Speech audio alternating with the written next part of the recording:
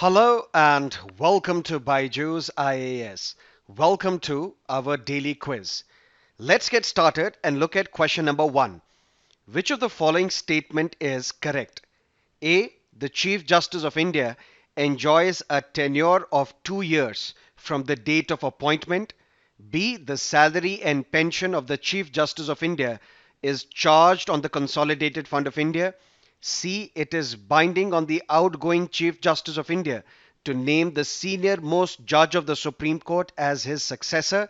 And D. Chief Justice of India is the ex officio executive chairman of the National Legal Services Authority. Let's look at the context. The President of India has formally appointed Justice Ramana as the 48th Chief Justice of India. Now, how is the Chief Justice of India appointed? Appointed by the President of India, but what is the process? According to Memorandum of Procedure, because 1993 and then in 1998, because of these two important judgments of the Supreme Court, the second judge's case of 1993, the third judge's case of 1998, India is perhaps the only country in the world where judges are, in a sense, appointed by themselves. So basically, there is a body called Collegium, which recommends names to the government, and those names shall have to be appointed by the President. So far as Chief Justice of India is concerned, according to this memorandum of procedure, the outgoing Chief Justice of India nominates his successor.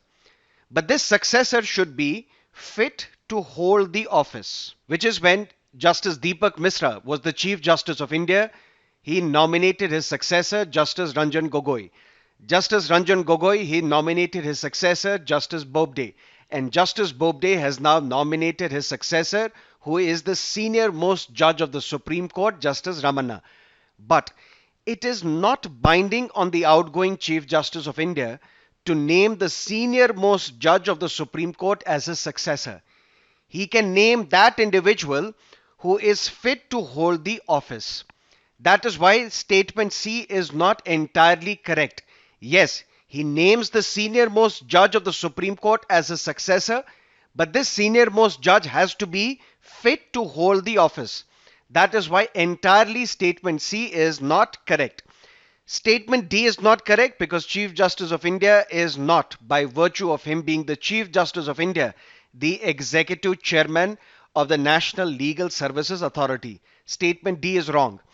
Statement A, the Chief Justice of India enjoys a tenure of 2 years from the date of appointment. This statement is also wrong because there is no tenure system for the Chief Justice of India. So statement B is correct. The salary and pension of the Chief Justice of India is charged on the Consolidated Fund of India. This is to ensure the independence of the office of the Chief Justice of India. That is why his salary and pension is charged on the Consolidated Fund of India. That means it is not subject to the vote of the Parliament. Let's look at question number 2. Which of the following is not the mandate of the Central Vigilance Commission? What is the context? This is today's The Hindu newspaper, page number 1. Vigilance officers to be transferred every 3 years to ensure transparency, says Central Vigilance Commission. Now, if you look at the mandate, the mission of the Central Vigilance Commission, it becomes very difficult for you to pick the right answer when it comes to question number 2.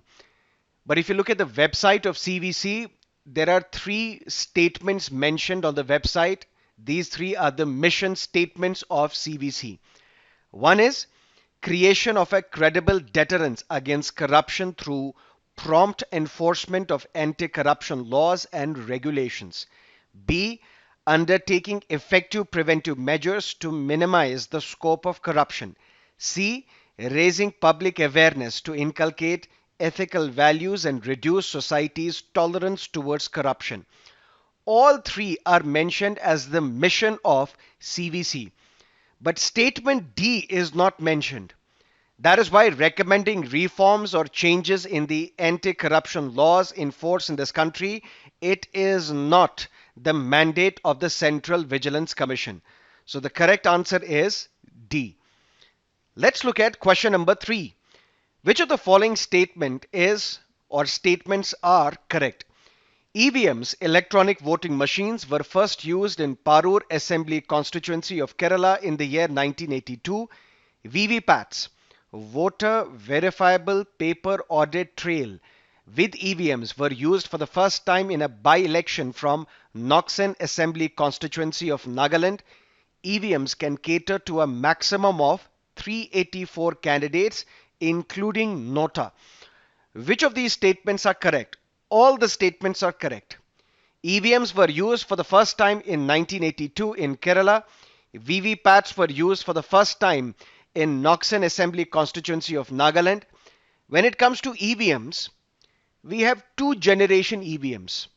Those manufactured between 2006 to 2010 and those manufactured after the year 2013. The EVMs manufactured between 2006 to 2010, maximum 164 candidates can be catered to. But the EVMs manufactured after 2013, the modern ones, they can cater to a maximum of 384 candidates, including the NOTA. So D is the right answer. What is the context? Peaceful polling in Tamil Nadu, Kerala, Puducherry, Assam, and Bengal. Let's look at question number 4. The Association of Southeast Asian Nations, ASEAN, was established in 1967. India and China are the members of ASEAN since 2003.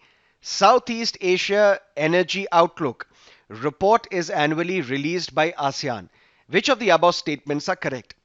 Yes, ASEAN was established in 1967, but India and China, they are not the members of ASEAN. Southeast Asia Energy Outlook report, it is not released by ASEAN. Instead, it is released by International Energy Agency. So which of the above statement is correct? A, only one.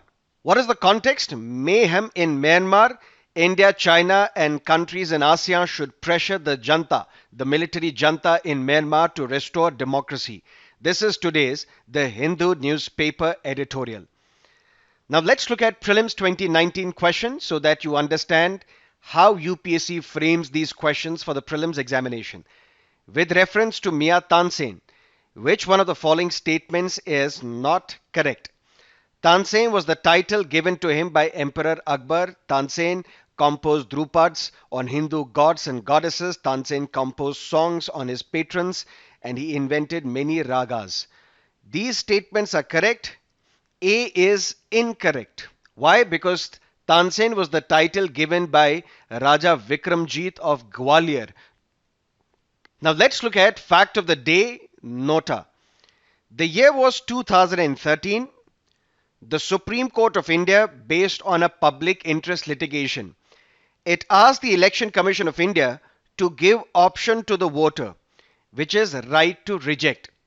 That means on an electronic voting machine, the last button should be reserved for NOTA, so that voters who are not satisfied with any of the candidates set up by the political parties, they can express their disappointment, they can express their dissent by pressing the NOTA button. So it was viewed as some sort of an electoral reform.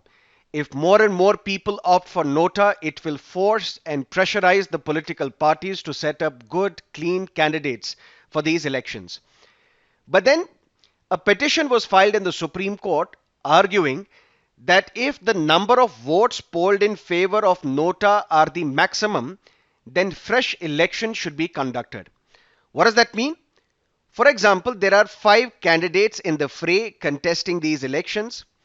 Candidate A got 10,000 votes, candidate B got 9,000, similarly candidate C 8,000, D 7,000, E 6,000.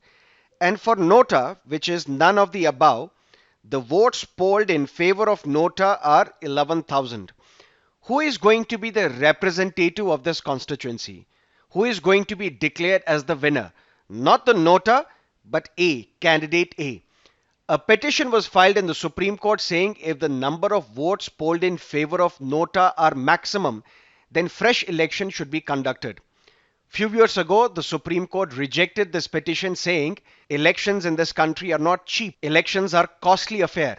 That is why we will not have fresh election if votes polled in favor of NOTA are maximum.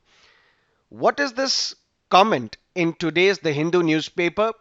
Maybe a reform you can propose while you're writing an answer.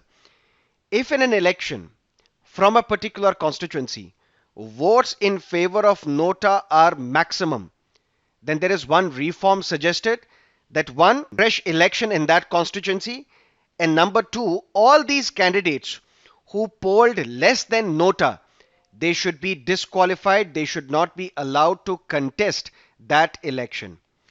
That is the reform that is suggested for NOTA. There is another reform suggested for NOTA.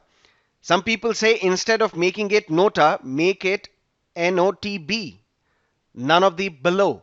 Why? Because on an EVM, the last button is NOTA. So some people say it becomes difficult for voters to take a look at the last button and press NOTA. We should make NOTA prominent. And how can we make this option prominent to the voters? By making NOTA the first button on an electronic voting machine. Then there will be the names of the candidates. So instead of NOTA, it should be none of the below. These are some of the reforms regarding NOTA. And that is it from our daily quiz. Thank you for being with us. Have a great day.